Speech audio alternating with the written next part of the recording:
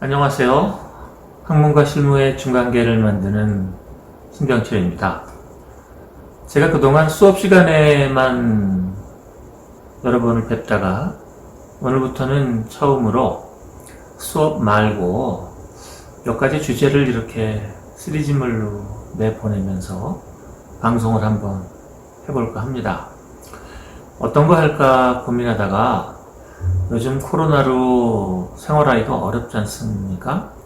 사업하시는 분은 사업하시는 분대로 어렵고, 또 청년들은 청년들대로 어렵고, 또 무언가 준비하시는 분은 또 그 나름대로 괴로움이 있습니다.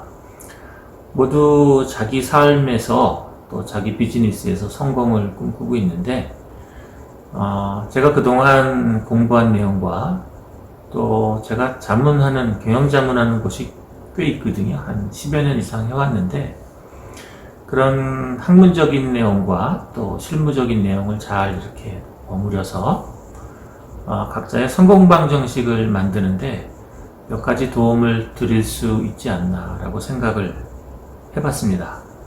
제 직업이 기업 경영 자문이니까 누구보다 또 성공방 정식을 찾는데 도움을 드릴 수 있을 것 같습니다.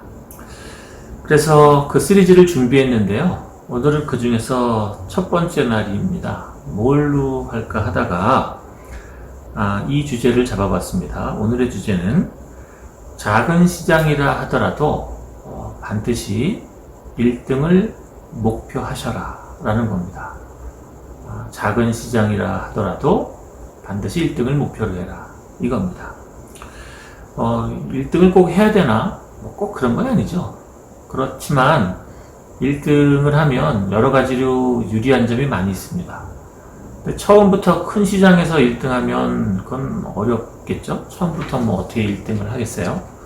처음에는 작은 시장에 들어가서 먼저 자리를 잡아놓고 그러고 나서 이제 조금씩 넓혀가는 게 더 효과적이다라는 겁니다.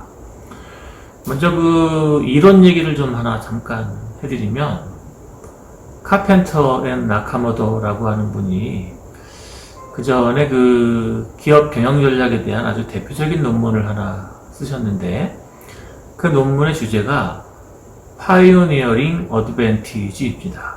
Pioneering Advantage란 무엇이냐? 어떤 한 영역에서 1등의 자리를 차지하면 먼저 들어가서 자리를 자리 잡고 있으면 적어도 인지도에서도 유리하고 또 선호도를 확보하는 데도 유리하고 또 그래서 선택률을 높이는 데도 아주 유리한다고 합니다. 이 연구는 마케팅에서 아주 대표적으로 교본처럼 쓰이는 논문인데요. 여하튼 결론부터 얘기하면은 사람들은 1등 하고 있는 브랜드를 더 좋아하고 더 많이 기억하고 더 많이 구매한다는 겁니다.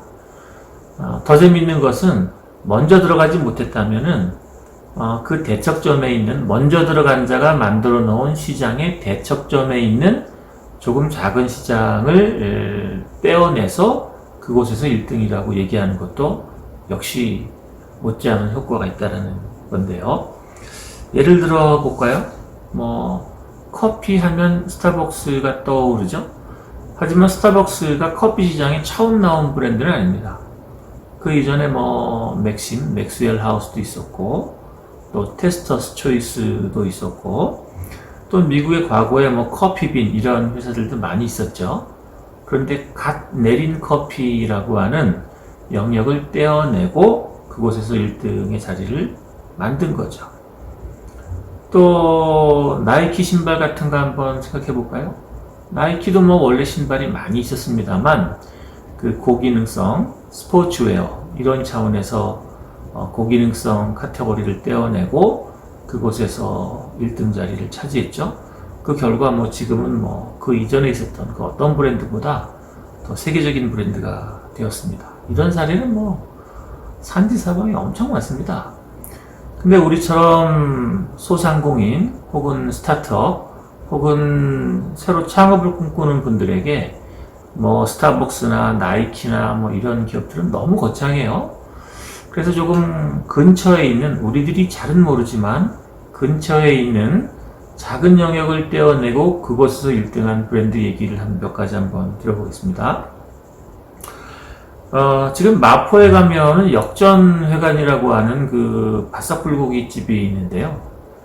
이 집은 불고기 중에서도 바싹불고기라는 거를 합니다. 여러분, 바싹불고기 그러면 무슨 생각이 떠오릅니까? 불고기는 다 아까 국물이 있고 이렇게 자작자작해서 먹는데 여기 불고기는 바싹 구워서 먹거든요. 저도 뭐 몇 번 가서 먹었습니다만 이름만 들어도 식감이 돌지 않습니까? 이런 것이야말로 대표적인 영역을 잘라내고 그곳에서 1등의 자리를 차지하고 있는 대표적인 사례죠. 또 석천동에 가면은 목고지에라고 하는 즉석떡볶이집이 있는데 이곳은 35년 되었는데 여러분 혹시 시간 되시면은 그 석천동에 있는 목고지 한번 가보십시오. 여기는 그 35년 동안 인테리어를 그대로 유지하고 있어요. 그 35년 전에 하셨던 그 어머니가 지금도 카운터에 앉아 계시는데 그 맛이 아주 묘합니다. 완전히 그 작은 영역을 잘라내고 추억을 팔고 있는 곳인데요. 물론 맛도 좋지만 그 추억을 잘라서 팔고 있는 곳이죠. 그러다 보니까 수요 미식회에서 대한민국 3대 떡볶이 맛집 중에 하나로 꼽히기까지 했거든요. 뭐 최신식이고 디자인이 예쁘고 뭐 이런 게 아니라 아주 오래된 추억을 판다라는 작은 영역을 잘라내서 지금은 뭐 오히려 음식 관련한 대기업에서 협업을 요청할 정도로 독자적인 이미지를 만들어 나가고 있는 곳이죠. 이것이야말로 작은 영역에서 1등을 하고 있는 좋은 사례입니다. 뭐 한두 가지가 아니에요. 또 여기 그 판교에 가면은 청담 추어정이라고 하는 그 추어탕집이 있습니다. 제가 저는 매출을 알고 있습니다만, 들어서 알고 있습니다만, 매출을 말씀드리기는 곤란합니다만, 추어탕 하나를 통해서 올리는 매출액이 장난이 아닙니다. 인근의 교통이 다 마비되어질 지경인데요. 이것은 약 같은 추어탕을 만들고 있습니다. 여러분 가셔서 한번 한 수저 딱 드셔보시면, 야, 저 사람이 왜 약과 같은 추어탕이라고 얘기하는지 바로 이해하실 수 있을 정도입니다. 물론 저랑도 약간 관련이 있으셔서 사장님이 저랑 좀 알고 있으셔서 제가 무병장생하다, 이거 먹고 무병장생하셔라 이런 말을 드렸더니 간판에 무병장생이라고 크게 써놓으시기까지 했습니다. 제가 갈 때마다 제가 만들어진 그 말 때문에 더 기분도 좋고 합니다. 한번 가봐 보세요. 이런 곳이 한두 군데가 아닙니다. 또 대구에 가면은 대구의 그 중심이 아니라 약간 주변이긴 합니다만 또 도깨탕이라는 곳을 만들어 파는 곳이 있어요. 여기는 도깨탕. 왜 도깨탕인가 하고 알아봤더니 해독 삼계탕을 줄여서 도깨탕이라고 한답니다. 그래서 일종의 해독도 하고 보양도 한다라는 측면에서 해독, 보양, 삼계탕, 도깨탕 이렇게 하고 계시죠. 또 여기도 그 나름대로 유명해져서 네이버에서 또 취재도 나오고 또 라이브 커머스도 해서 잘 되시고 이 어려운 시절에도 고정 고객과 추천 고객이 끊임없이 이루어진다라고 합니다. 또 이런 것 말고도 제가 소개시켜드릴 작은 영역에서 독점이라기보다는 작은 영역을 떼어내고 그곳에서 1등을 하시는 분들이 수백 분이 넘습니다. 전부 다 숨어있는 영웅이다 라고 볼 수 있을 것 같아요.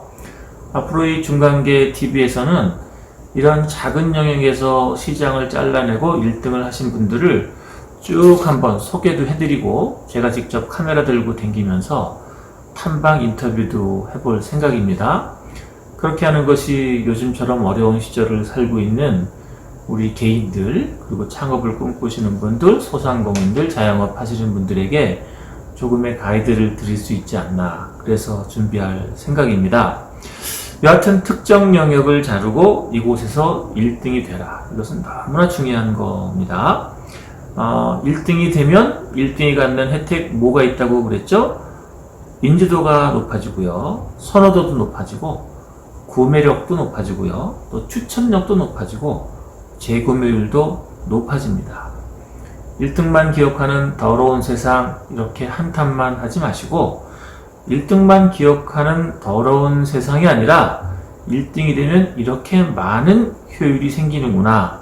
이 점을 가슴에 새기시고 큰 곳에서 1등을 못한다면 작은 영역에서 1등을 하면 되는 거 아니겠어요?